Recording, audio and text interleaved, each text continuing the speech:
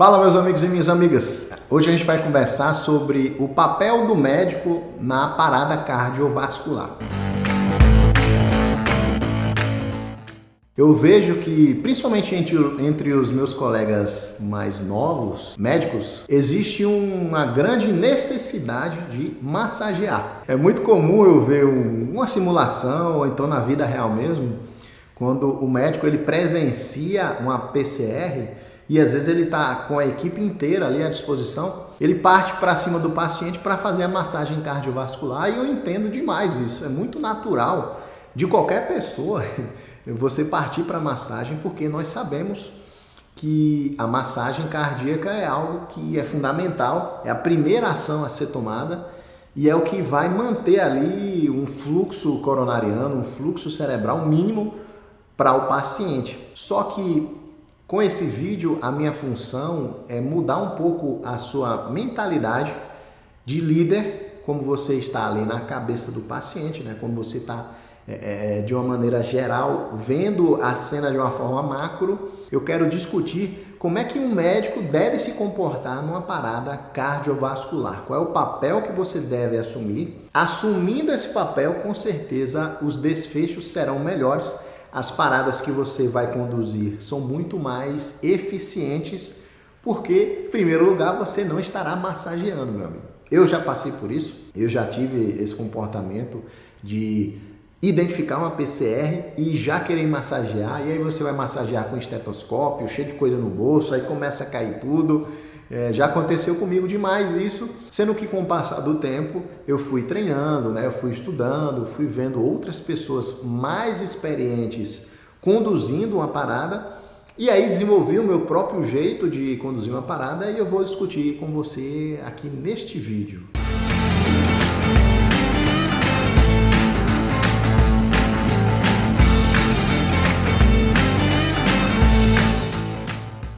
Fazer uma condução de uma parada cardíaca como médico exige que você dê um passo para trás no momento lá da parada. Assim que você identifica que o paciente precisa de uma massagem cardiovascular, você precisa dar um passo para trás e identificar quem é que pode ajudar iniciando a massagem nesse paciente. Eu, Thiago, tenho a seguinte filosofia.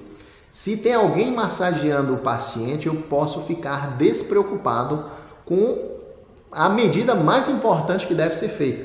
E aí, infelizmente, se sou eu que estou massageando, eu não consigo pensar com tanta fluidez do que se é uma outra pessoa massageando e eu já posso meio que esquecer aquela função durante 2 minutos, se a massagem está sendo feita de uma maneira eficiente. Então, identificou a parada cardíaca, eu sei que tem uma vontade muito forte nossa, né, de ir lá e massagear o paciente. Você vai fazer isso se você estiver sozinho, óbvio, vai chamar ajuda e já vai iniciar a massagem cardíaca.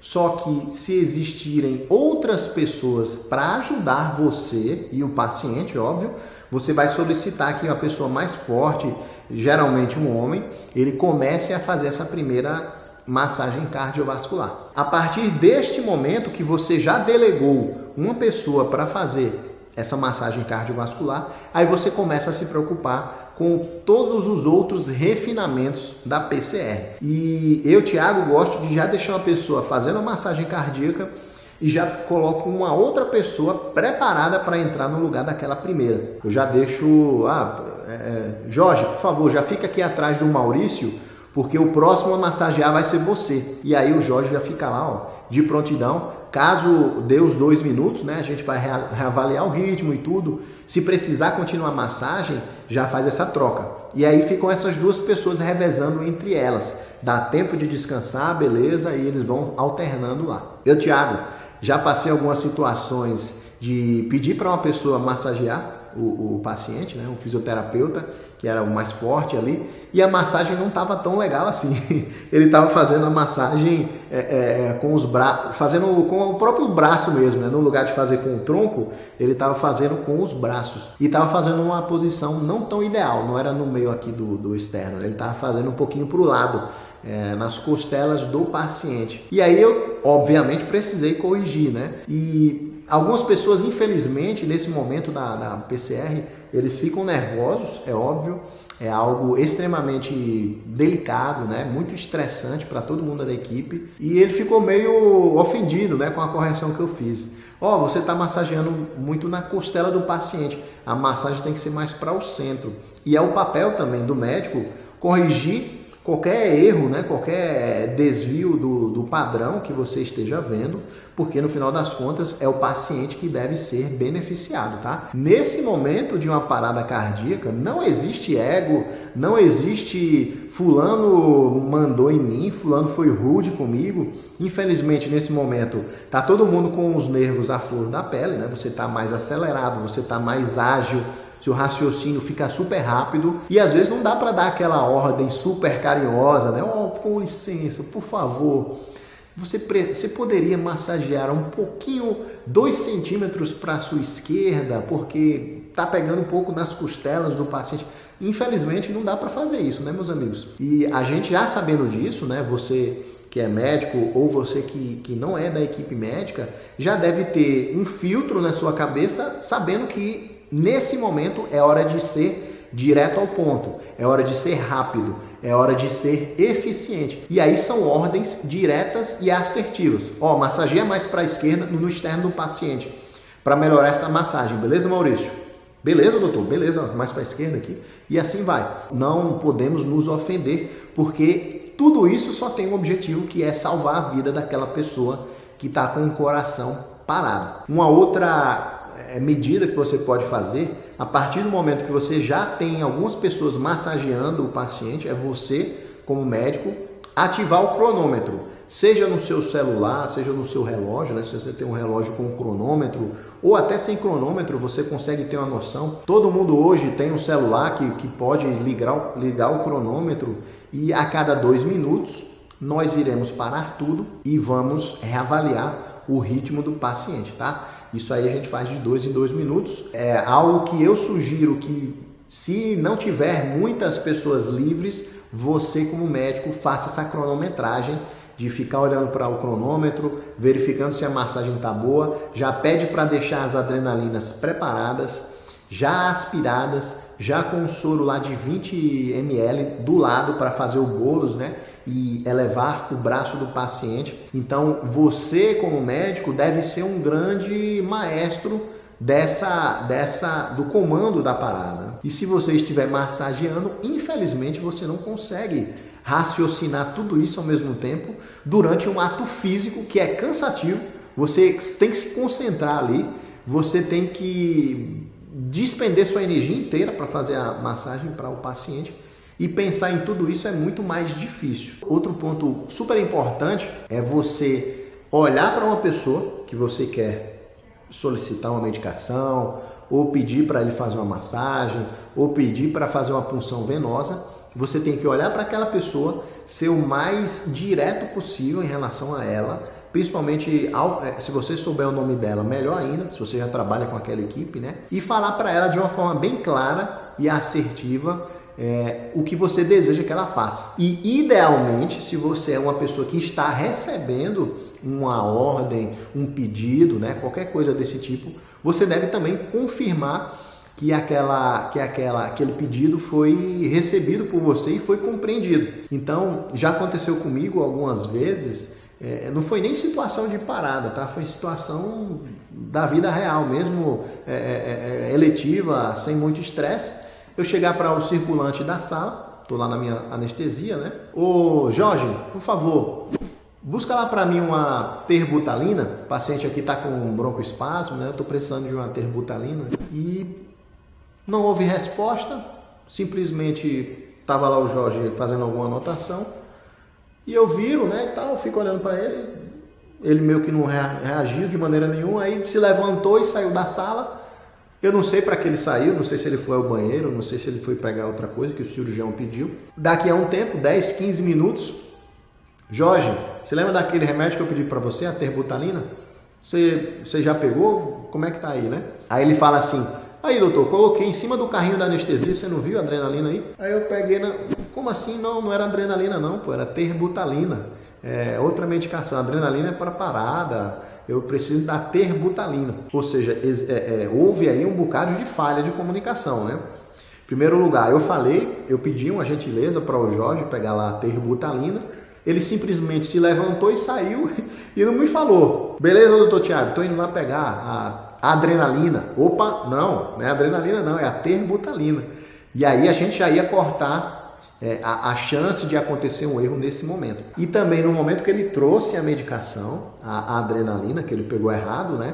Ele poderia ter me dito: aqui, doutor Tiago, estou colocando aqui a adrenalina em cima do carrinho do senhor. E eu já saberia onde é que estava. Só que nesse ponto eu iria falar: não é a adrenalina não, pô, é a terbutalina. Então, esse tipo de comunicação ela é prezada pelo ACLS, né? E na vida da gente eu acho fundamental a gente usar esse tipo de comunicação, que é a comunicação em alça fechada. Então, se você está lá no meio de uma PCR, você vai solicitar para a enfermeira Maria: ô Maria, já aspira aí uma adrenalina e 20 ml de soro para a gente fazer o bolos, né? Já deixa preparado aí, porque daqui a 2 minutos pode ser que a gente precise dessa adrenalina. E aí ela vai responder: beleza, doutor Tiago, vou aspirar adrenalina, pode deixar comigo. Ou seja, você já sabe que ela entendeu. Ela falou que vai aspirar adrenalina, ela falou a medicação certa, ela falou que entendeu e ela confirmou para você que a ordem foi entendida, né? Que o pedido foi entendido. Então fica muito mais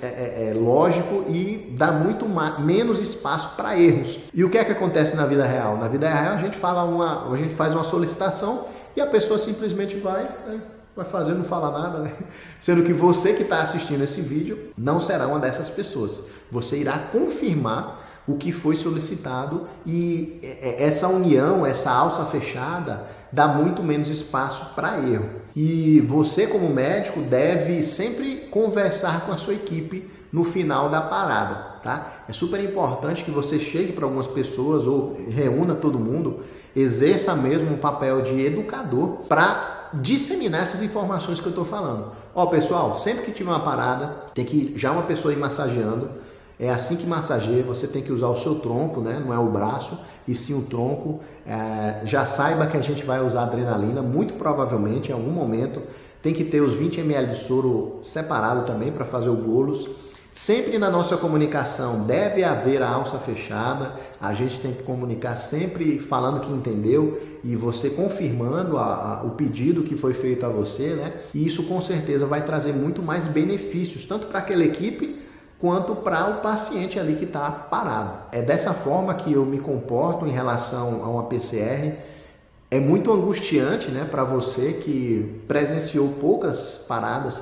Se você é estudante de medicina ou se você é médico recém-formado, existe esse N que você precisa passar, de ver várias paradas, né, de sensibilizar o nervosismo que dá na hora. É normal ficar nervoso, mas uma dica que eu passo para você é que você não transpareça esse nervosismo. Na primeira parada que eu conduzi, acho que eu estava no 6º ou 7º período, eu já tinha visto umas 4 ou 5 paradas e eu fui olhando como é que os médicos se comportavam, como é que eles falavam, né? Eu vi que um ficava mais nervoso, isso se traduzia muito para a equipe, toda a equipe ficava nervosa, gritaria, aquela confusão, né? Já tinha outra parada que eu vi com o médico Henrique, ele era reumatologista, né? Henrique, lá de Recife, do Hospital Agamenon Magalhães. Eu peguei muitas dicas com ele de PCR. Eu via que ele era um cara super calmo, solicitava algumas coisas, vamos iniciar a massagem, com muita... Ele era rápido,